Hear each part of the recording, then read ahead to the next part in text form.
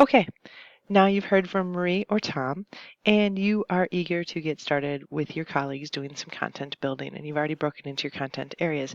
So I'm going to just give you a quick overview and get you guys started. I will work my way around. I just didn't want you to have to all gather back together and find me in order to get this going.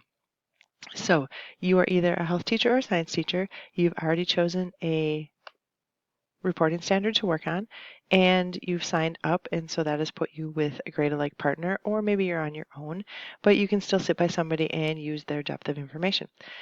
You are going to share the created work that you make in your Schoology group, and I'll explain those in a second. You are going to try and move down the SAMR ladder, and that means if you are currently using no tech, the goal is to use some substitution in your class. If you're already doing a little bit of substitution with some PDFs and some things posted to Schoology, then you're going to work on how can you functionally improve those using the resources you have.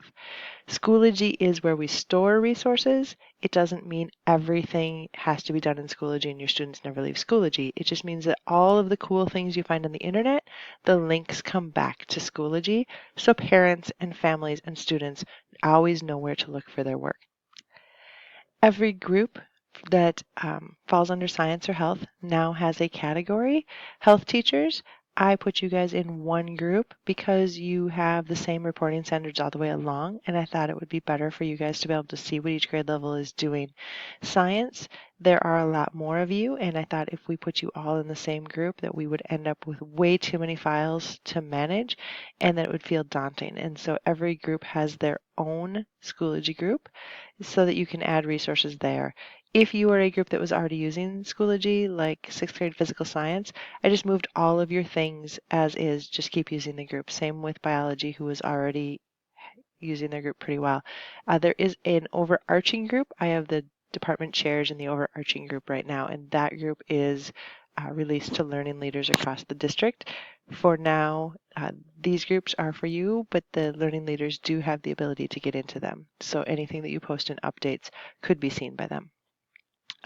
The goal is to fill the resources up in a way that seems to make sense to you for the course that you are teaching.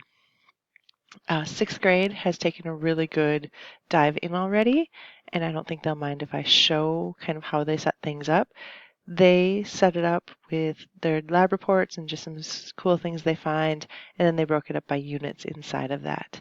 You could also break it up by schools at first if your school has stuff. You could break it up by schools and then put your individual team's stuff in there. So the goal is to put stuff in there, to take a screenshot or use the snipping tool to show me what you put into it, and then you're going to submit that screenshot independently to the assignment content work time. If you don't know how to do that, ask me, ask Tom, ask Marie, or ask one of your colleagues, and they should be able to help. One of us should be able to help you get this turned in. Thanks, good luck, have a great work time, and I'll be around. Bye.